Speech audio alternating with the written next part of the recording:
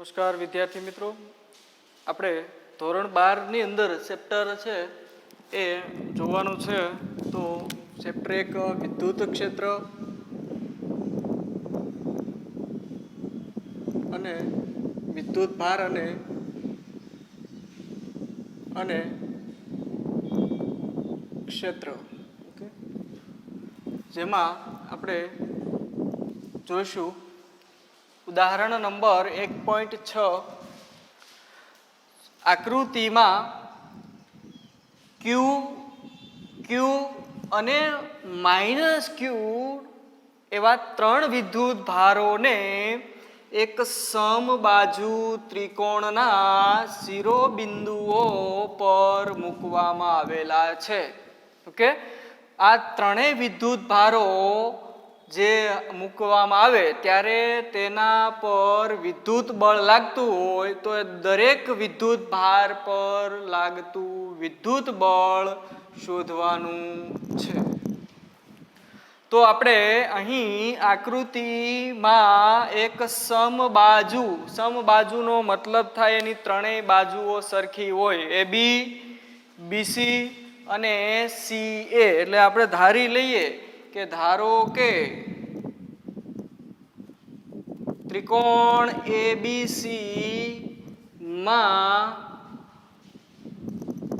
AB બરાબર BC બરાબર CA એ એની સરખી લંબાઈ છે, એટલે L લંબાઈ છે, એટલે સમબાજુ છે.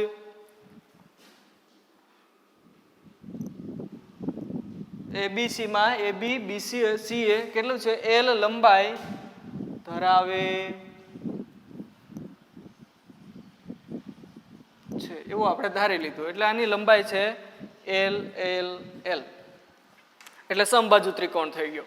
હવે આ ત્રણેય બાજુઓ પર કે બિંદુઓ, એના જે શિરોબિંદુઓ છે એના ઉપર ત્રણ વિદ્યુત ભારો મૂક્યા છે. જુઓ, A બિંદુ છે એના ઉપર Q વિદ્યુત ભાર, B બિંદુ પર Q અને C બિંદુ પર -Q વિદ્યુત ભાર.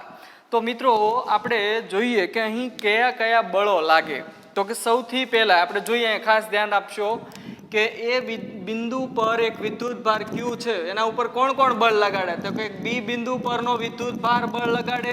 એટલે એ બળ કઈ દિશામાં હોય? તો કે આ દિશામાં હોય. આ તીરની નિશાની જે બળની દિશા દર્શાવશે. ઓકે, આ બળને નામ આપવું હોય તો કોના વડે કોના પર બળ લાગે છે? તો કે B વડે એ પર બળ લાગે છે, એટલે આવી રીતે આને દર્શાવાય FAB. A પર B વડે લાગતું બળ FAB. ઓકે, ત્યારબાદ બીજું કયું બળ લાગે? તો કે C વડે.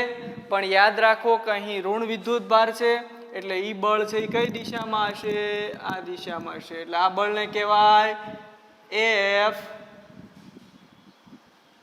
FBAC પણ કહેવાય. C વડે A પર લાગતું બળ. ઓકે, એટલે આ રીતે.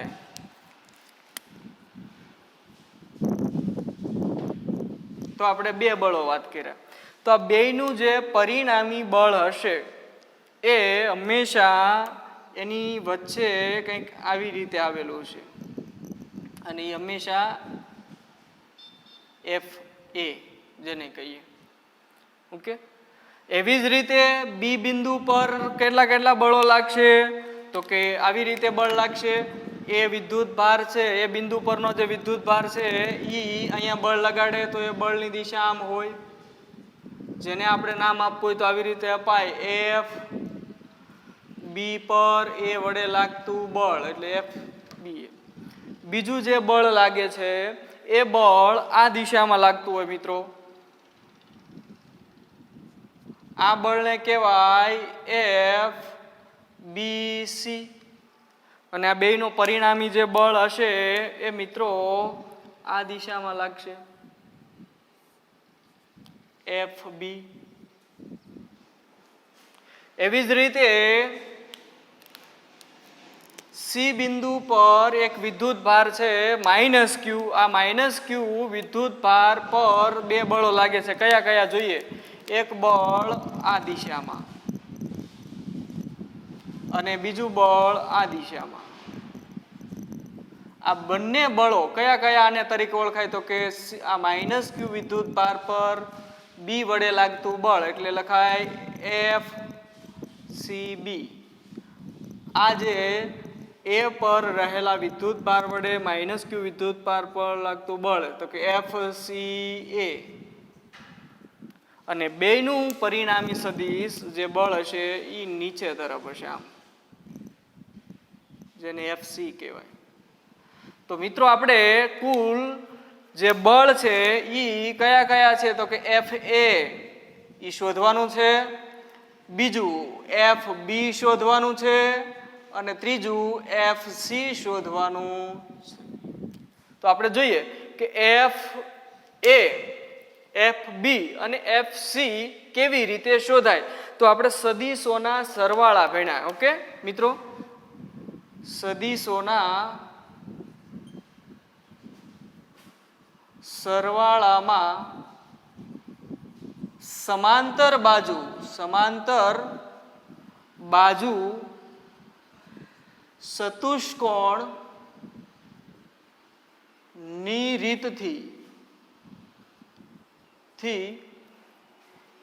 આપણે અહીં મેળવીશું. તો સમાંતર બાજુ ચતુષ્કોણની રીતથી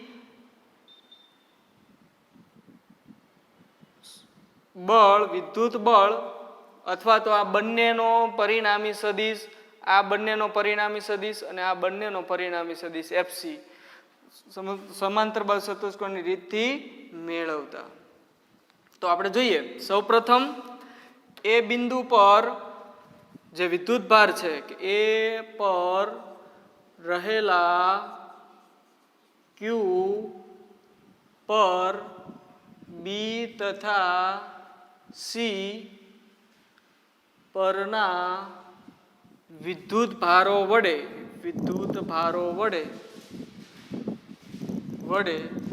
લાગતું બળ. તો એ બળ છે એને આપણે નામ આપીએ એફ ઇન્ટુ એ. પણ યાદ રાખો કે આ એફ ઇન્ટુ એમાં આપણને જે બધા બળો મળશે F A B, F A C, એ બળ કેટલું હશે. તો સૌપ્રથમ F A B, F BC, F C એ વગેરે. ઓકે, આ બધા જે બળો છે એ બી, એસી, બીસી, આ બધા બળોને આપણે નામ આપી દઈએ એફ. તો એફ બરાબર લખાય કે ક્યુ સ્ક્વેર. એનું જો માનાંક મૂલ્ય લઈએ એટલે માઇનસ માઇનસ સ્ક્વેર થઈ જાય, છેદમાં એલ સ્ક્વેર. એટલે આની વચ્ચે બે વચ્ચે લાગતું બળ આટલું થાય, આના નાના વચ્ચે લાગતું બળ પણ આટલું થાય, અને આના નાના વચ્ચે લાગતું પણ બળ આટલું થાય. ઓકે, હવે આને સમીકરણ નંબર 1 કહીએ. જોઈએ આપણે કે એ પર કેટલા બળો. તો એ સમાંતર બાજુ ચતુષ્કોણની રીતથી બે બળો, એક એફ એ બી અને એક એફ એ સી. તો આપણે કહેવાય કે એફ એ બરાબર સમાંતર બાજુ ચતુષ્કોણ માટે એક રીત યાદ રાખજો મિત્રો, કે સૂત્ર છે આર બરાબર અંડર રૂટ એ સ્ક્વેર વત્તા બી સ્ક્વેર વત્તા 2ab કોસ થીટા. આ સૂત્રનો ઉપયોગ કરવાનો છે. ઓકે, જ્યાં એ તથા બી બે સદિશો છે અને થીટા એ અને બી વચ્ચેનો ખૂણો છે, એટલે કે આ બે બળો વચ્ચેનો ખૂણો થીટા કહેવાય. તો અહીંયા આપણે જોઈએ કે આ જે એફ એ બળ છે એ કેટલું છે તો કે એફ જેટલું, એટલે લખાય એફ નો સ્ક્વેર વત્તા બી બરાબર પણ છે એફ એટલે એફ નો સ્ક્વેર વત્તા 2f ગુણ્યા એફ એટલે એફ કોસ. ખૂણો કેટલો થાય તો યાદ રાખો શરૂઆતમાં થીટા અહીં એફ એ બી અને એફ એસી વચ્ચેનો જે ખૂણો છે એ 120 ડિગ્રી હોય, અને 120 ડિગ્રી હોય તો અહીં લખાય 120. તો કોસ 120 એટલે થાય આપણે જોઈએ કોસ 120 બરાબર થાય -1/2. ઓકે, તો આપણે અહીં કિંમત મૂકીએ અંડર રૂટ એફ સ્ક્વેર વત્તા એફ સ્ક્વેર એટલે 2f સ્ક્વેર વત્તા 2f સ્ક્વેર ગુણ્યા -1/2 ઓકે, કિંમત મૂકી તો આ 2 ઉડી જશે, વધશે f² પણ કેવા માઇનસ, એટલે આવું થાય √2f² માઇનસ f², તો વધે f² અને એનું વર્ગમૂળ કાઢો તો વધે, તો fa બરાબર આપણને મળ્યું f, પણ એની દિશા કઈ, આ બળ છે fa છે કઈ દિશામાં, તો કે ઈ જે દિશા b થી c ની દિશામાં, એટલે અહીં લખાય bc નો એકમ સદિશ. આપણને એક બળ મળી ગયું મિત્રો. એવી જ રીતે આપણે મિત્રો બી પર લાગતું બળ પણ શોધવું હોય તો મળી જાય. આવી રીતે બી પર લાગતું બળ, તો એને લખાય FB બરાબર, એને પણ આવી જ રીતે આપણે વર્ગમૂળમાં f² વત્તા f² વત્તા 2f² cos, અહીંયા પણ મિત્રો કેટલો ખૂણો હશે 120 ડિગ્રીનો, એટલે અહીંયા પણ 120 લખાય. 120 લખો એટલે સેમ ટુ સેમ જેમ બી ની અંદર એની અંદર આવેલો હતો જવાબ એટલો જ આવે એફ જેટલો. પણ યાદ રાખો કે અહીં જે બળ છે એ કઈ દિશામાં છે, તો કે આમ દિશા. આ દિશા કોની છે, તો કે એ થી બી ની સી ની દિશા, એટલે આમ લખાય AC કેપ. ઓકે, સમીકરણ 2.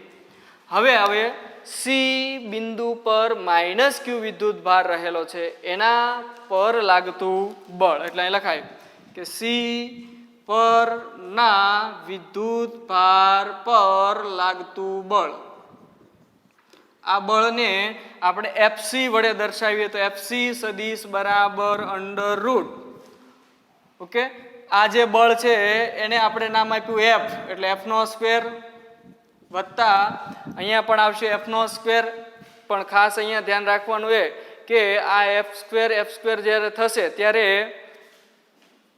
f² વત્તા 2f ગુણ્યા f cos થીટા. હવે થીટા કયો લેવો, ઓકે, અહીંયા આ જે વિદ્યુત ભારો છે ત્યારે અહીંયા થીટા જે બનતો હોય આ છે અક્ષ, અને આ અક્ષ હોય ત્યારે થીટા કેટલો હોય 0 ડિગ્રી, એટલે અહીંયા ખાસ યાદ રાખવાનું કે થીટા બરાબર 0 ડિગ્રી.